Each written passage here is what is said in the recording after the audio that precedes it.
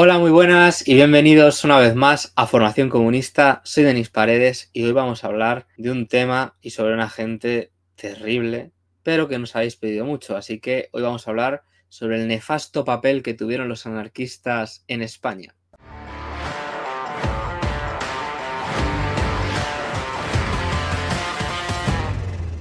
Bueno, como todos sabéis, el anarquismo es un movimiento que se caracteriza por su idealismo, por estar desconectado de la realidad, por sus ideas felices, por su poca elaboración y porque siempre han sido una labor de zapa en todas las revoluciones en las que han estado presentes. Y como no, pues en los acontecimientos que sucedieron en España, ya en la República, incluso luego en la Guerra Civil, pues estuvieron haciendo de las suyas y de eso vamos a hablar en este vídeo. A lo largo del vídeo abordaremos distintos casos y distintas, situaciones que se dieron en España y cómo lo que tienen en común a ellas es que los anarquistas, en el mejor de los casos, molestaban. Bueno, ya sabéis, si queréis que sigamos haciendo vídeos como este, darle like, compartirlo, pasarle el vídeo a vuestros amigos, me gusta, dejarnos puntos hype, etcétera, ya sabéis, porque eso hace que los vídeos vayan para arriba, nos vea más gente y que podamos, pues al final, llegar a más gente y hacer cada vez mejores vídeos. Dicho esto, vamos a hacer una pequeña introducción en la que, bueno, como todos sabéis, el anarquismo, bueno, eso es un movimiento, una corriente ideológica que tuvo bastante fuerza a principios del siglo XX en España y que hizo, bueno, pues su gran incursión dentro del movimiento obrero y caracterizando a ese anarquismo con una visión muy obrerista en la que se hablaba muchísimo de anarcosindicalismo, anarcocomunismo, etcétera. Eran movimientos anarquistas, a diferenciar totalmente de la vertiente más liberal y de, bueno, que está a lo mejor a día de hoy un poco más de moda, ¿no? Con ese anarcocapitalismo. Esto era otra visión totalmente diferente. Hay que decir que prácticamente igual de idealista, pero que sí que es verdad que era gente que, comparado con lo que tenemos hoy en día, pues sí que era gente que por lo menos moría por sus ideas.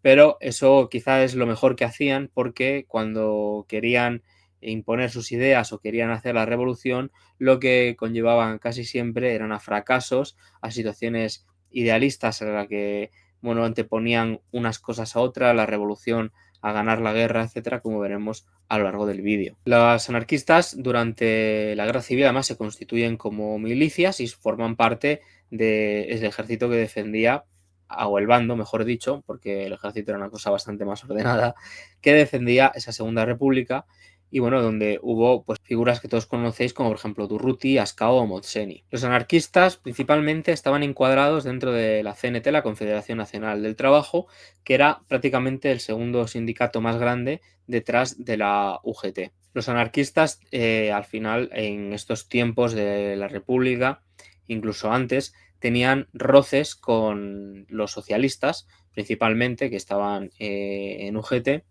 y donde llegaban a, bueno, pues prácticamente a tirotearse con ellos, a hacerse de todo unos a otros y confrontar abiertamente. La confrontación con los comunistas era mucho menor y mucho más anecdótica debido a que la implantación que tenía el Partido Comunista en esos años todavía era pequeña. Venían, bueno, pues de cometer los errores de la internacional, de dejar de lado la cuestión nacional, etcétera, y no fue hasta, como hemos dicho muchas otras veces, ese séptimo congreso de la internacional, cuando se rectifica, se adoptan las estrategias de Frente Populares y cuando los comunistas empiezan a subir, empiezan a hacer cosas mucho más grandes y ahí sí que es cuando también empieza a haber esa confrontación más fuerte aquí en España con los anarquistas. Mientras tanto, mientras el Partido Comunista era un partido muy pequeño, la principal confrontación que había era con los socialistas. Por otro lado, los anarquistas confrontaban contra el Estado, tanto antes de la República como posteriormente en el Estado republicano, lo cual ocasionó numerosas bajas y numerosos incidentes con las fuerzas de seguridad, etcétera, y tuvieron una gran cantidad de muertos, sin contar periodos ya más de enfrentamiento abierto como pudo ser la Revolución del 34 o la propia Guerra Civil, donde obviamente murieron muchísimos más. También los anarquistas demostraron ser los más violentos en el peor sentido de la palabra, en el de usar la violencia porque sí, todo el problema que hicieron con ese odio a lo religioso, lo de los conventos, etcétera, que al final bueno, pues priorizaban esos atentados y esa violencia individualista por encima de la organización, de la conciencia de clase, del establecimiento de un partido que organice a las masas, y pensaban, bueno, pues en un advenimiento de la revolución un poco mesiánico a base de hacer atentados, lo cual pues se ha demostrado a lo largo de la historia que no tiene ningún tipo de valor, porque al final lo que se trata es de cambiar la sociedad, no de quitar a uno para que venga otro. Al final, la violencia de estos anarquistas, junto con la violencia de los falangistas y de otro tipo de grupos, fueron los principales que desestabilizaron la República. Mientras los comunistas participaban de la violencia de otra forma, de hecho tenéis un estupendo artículo de Roberto Vaquero publicado en Historia de las Ideas, que si no me equivoco habrá sido la misma semana que salga este vídeo, casualidades. Así que, bueno, si queréis ver el tipo de violencia que había con los comunistas, pero era una violencia mucho más de que ellos se defendían de los ataques. De hecho, las milicias de los comunistas comenzaron como un cuerpo de seguridad para dar seguridad a sus eventos, a sus actos, etcétera. Mientras que los anarquistas sí que hacían ese terrorismo individualista que les ha caracterizado siempre, lo cual, bueno, pues no deja de ser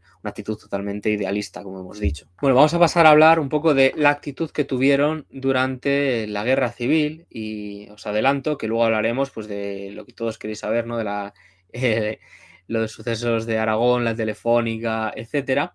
Pero vamos a hacer primero un pequeño, bueno, despliegue general de la situación. Bueno, desde que se produce el golpe de Estado fallido y comienza la guerra, durante los primeros meses se crea una situación de descontrol total en la que incluso se quiere disolver el ejército, entregar armas a la gente, lo cual, bueno, pues genera un caos enorme, y durante los primeros meses, principalmente hasta noviembre más o menos, reina este caos. Los anarquistas, dentro de todo este caos, hay sitios donde se hacen fuertes, por ejemplo, en el caso de Cataluña, donde se introducen dentro de los comités centrales de milicias antifascistas, y donde, bueno, pues como que tienen más poder que en otras regiones en las que prácticamente pues no tienen ninguno. Estos primeros meses de caos es cuando los anarquistas cometieron la mayor parte de los crímenes que cometieron. Obviamente luego, cuando se empezó a imponer un poco el orden, pues también fueron reprimidos para que no estuvieran haciendo todas estas tropelerías que se dedicaban a hacer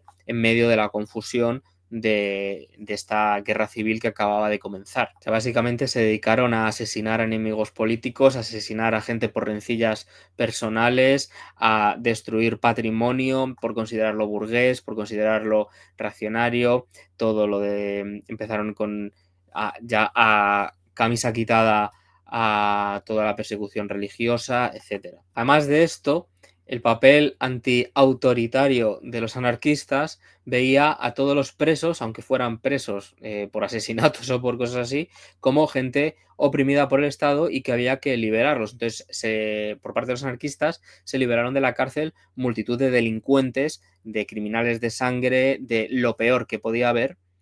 Y obviamente esta gente, en medio de esa situación de guerra y de caos, pues seguía haciendo de las suyas. Los anarquistas concebían a la cárcel como una institución burguesa, y por lo tanto, pues todos los encarcelados hubieran cometido lo que hubieran cometido, pues deberían de ser liberados automáticamente. Así les va. Si por lo menos, por ejemplo, vemos este mapa de represión, podemos ver cómo en toda España destaca la represión franquista, ¿no? Que es la que está en color negro, pero vemos que, por ejemplo, en Cataluña o en Castilla-La Mancha, Madrid, sobre todo, la represión por parte del bando republicano es mayor, y se debió principalmente a represión contra este tipo de individuos y de anarquistas locos que iban por ahí haciendo lo que les daba la gana, y obviamente aprovechándose del caos. Los anarquistas hacían cosas como, por ejemplo, montarse todos en un camión e irse a un pueblo. O sea, vosotros imaginaros la situación, ¿eh? Estás en tu pueblo tranquilamente en los años 30, que todavía igual ni te has enterado de la guerra muy bien, y aparece un camión con anarquistas desarrapados gritando que queda automáticamente implantado el comunismo libertario y abolido el dinero. Así, porque lo dicen ellos. Lo cogen, hacen de las suyas, roban a los que consideran burgueses o al que, al que ellos les parece, y se van. Ese era el tipo de revolución anarquista. Es que es la visión que tienen, ¿no? De que las cosas cambien de un día para otro, y obviamente pues no. De hecho, tenían tácticas como crear brigadas de la muerte, que básicamente eran brigadas formadas por delincuentes, de los que habían liberado, entre otros, y anarquistas locos que se dedicaban, bueno, pues eso, a ir robando, a ir haciendo de las suyas. Y es que incluso la organización de la CNT intentaba frenarlos y no podía. Entonces, entre todos estos desmanes podemos empezar a hablar pues de dos de los hechos más conocidos, ¿no? Como fue el Consejo de Aragón y la Telefónica, ¿no? Desde el principio de la guerra, las diferencias entre la forma de actuar de los comunistas y de los anarquistas quedan totalmente claras. Los anarquistas se dedican a hacer el loco y el caos, implantar el comunismo libertario, como hemos dicho, haciendo viajecitos por pueblos para luego robar a la gente, abolir el dinero para quedárselo ellos, básicamente.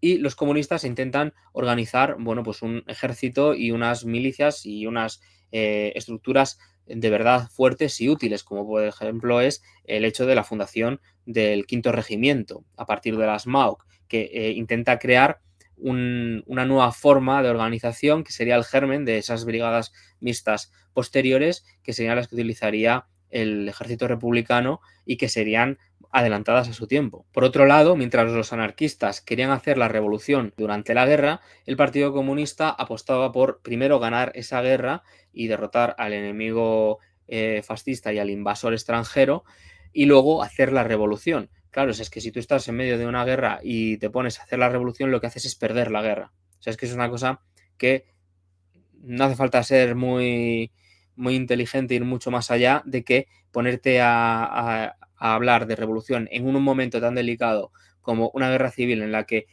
hay además fuerzas extranjeras. Franco ha traído todos los moros, la aviación alemana, las tropas de Italia, etcétera, y lo mejor que pueden hacer es ponerse a hacer la revolución. Pues obviamente estaba abocado al fracaso. De hecho, por ejemplo, líderes del Partido Comunista, como por ejemplo Enrique Lister, habla en sus memorias de innumerables incidentes con anarquistas y lo terribles que eran las acciones y que lo que hacían básicamente era, como hemos dicho antes, hablando bien de ellos, molestar. Y lo que hacían en realidad era una labor de zapa terrible y lo más antirrevolucionario que te puedas echar a la cara. O sea, es que pensar que, como hemos dicho antes, que en medio de la guerra te puedes poner a hacer una revolución y lo único que haces es malgastar fuerzas para no hacer ni ganar la guerra ni hacer la revolución de manera correcta, es que no tiene mucho más. De entre estos incidentes que narra Lister en sus memorias, podemos destacar, por ejemplo, el que ocurrió en Toledo y que también dan cuenta estos incidentes de esa actitud como de abusón de colegio de los anarquistas de cuando soy el fuerte me hago el chulo, pero luego reculo y salgo por patas. Bueno, están en Toledo cuando el Estado Mayor sustituye al coronel Torres, que era un anarquista, por el coronel Burillo. Y lo que hacen los anarquistas es encañonar, o sea, a punta de pistola, al nuevo coronel, al coronel Burillo, que había sustituido al otro, porque les apetece, porque les molesta que hayan quitado a su líder. Ante esto, lo que hace Lister es, con sus pocos camaradas, pistola en mano, intentar ganar el tiempo máximo posible hasta que llegara la unidad motorizada, que una vez que llega, los anarquistas se rinden tranquilamente sin dar ningún problema.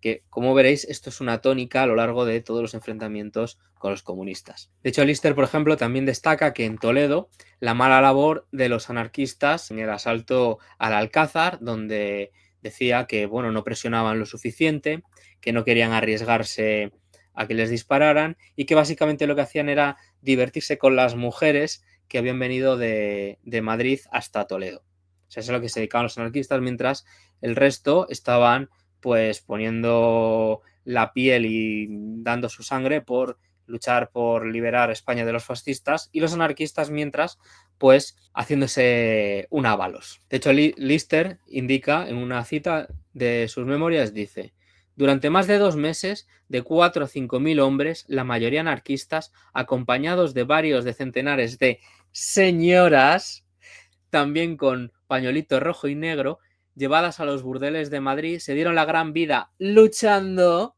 contra unas piedras detrás de las cuales se defendían unos señores que, si no lo pasaban tan bien como los atacantes anarquistas, lo pasaban bastante mejor que sus compañeros que se batían en los frentes. Nuestra guerra, Lister. Es que tiene unas frases... No sé si lo tengo yo aquí. Pedazo de libro. Os lo recomiendo a todos, donde podéis encontrar joyitas como esa frase de las señoritas. Madre mía. Anarquistas. Bien, continuamos. Más ejemplos de los anarquistas haciendo de las suyas en la guerra civil.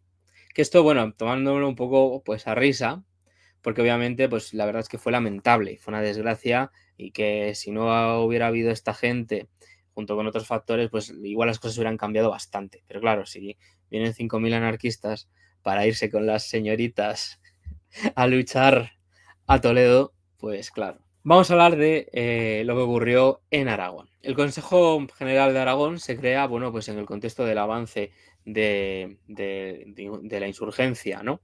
Y que es una institución, por llamarlo de alguna manera, que dura unos 10 meses. Concretamente, desde octubre del 36 hasta agosto del 37. Y bueno, fue una entidad administrativa autónoma basada pues en las supuestas colectividades de esta gente, ¿no? El presidente de la República ordena la disolución de esto, porque obviamente era un desmán, que era esto de formarse como un estado paralelo en medio de una guerra contra el fascismo, pues los anarquistas haciendo de las suyas, ¿no?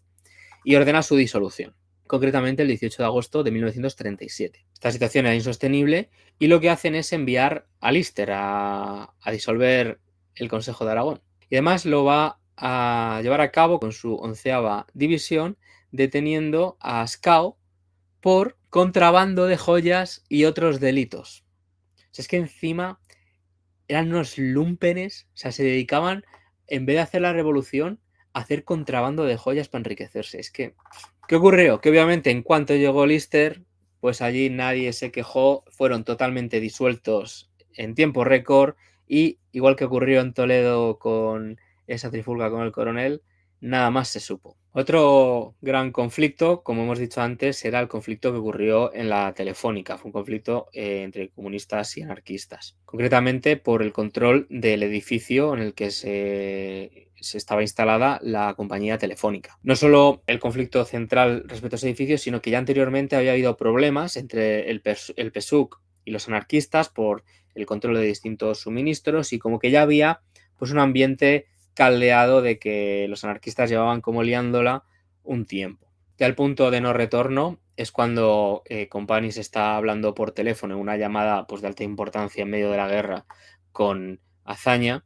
O sea, imaginaros a dos grandes líderes y de repente entra ahí un anarquista porque le apetece, porque va por ahí como Pedro por su casa y les interrumpe. Que es en plan de, ¿qué haces? O sea, están aquí hablando cosas que pueden ser de alto secreto, cruciales para el desarrollo de la guerra, y se está pasando por ahí la gente, y más de una organización como la CNT, que era conocido por todo el mundo, que estaba plagada de espías y de agentes dobles.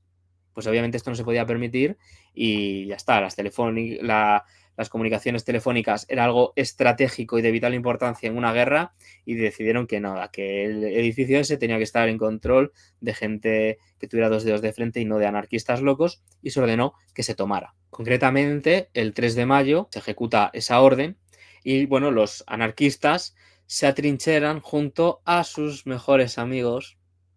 Son como dos niños que juegan juntos en el parque siempre, que fueron los trotskistas del POU. Ahora vendrán a decirme que no son trotskistas, que bla, bla, bla, bla, bla, bla. Bueno, ¿dónde están? ¿En Salamanca o en Berlín? De hecho, una vez que se atrincheran estos dos grupos lamentables, tiene que llegar un ministro que era anarquista a decirle a sus compañeros que dejen las armas. O sea, imaginaros la imagen lamentable que dan, que venga uno de las figuras más importantes de tu organización, de lo que es tu ideología, a decirte, chicos, dejad de hacer el tonto, por favor, que estamos quedando bastante mal, que hay una guerra ahí detrás, ¿eh? No sé si la estáis viendo, contra el fascismo.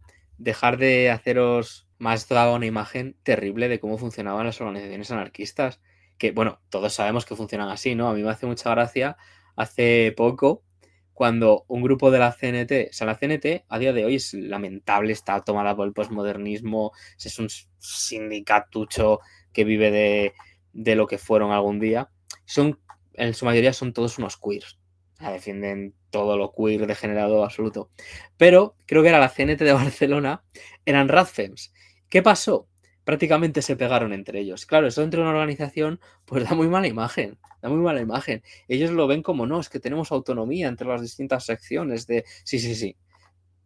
Todo caótico, mala imagen y luego, claro, luego quieres que los trabajadores confíen en vosotros para que los defendáis. Cuando lo que hacéis es pelearos en vosotros por definir lo que es una mujer. Bueno, volvamos a la guerra civil. Tras estar atrincherados anarquistas y trotskistas, llegan refuerzos y en 4 días están despejado el edificio de Telefónica, todos los anarquistas y trotskistas detenidos y otra piedra en el camino, pero continúa la guerra. Bueno, y finalmente vamos a ver otra de las más lamentables de las acciones de los anarquistas en la guerra civil, que fue el golpe de Casado a la República. Bueno, para el que desconozca lo que ocurrió, Segismundo Casado era un militar de la República, concretamente coronel que se sublevó contra el gobierno en los últimos momentos de la guerra civil. Fue el que lideró el 18 Cuerpo y fue considerado uno de los responsables de la derrota de la batalla de Brunete.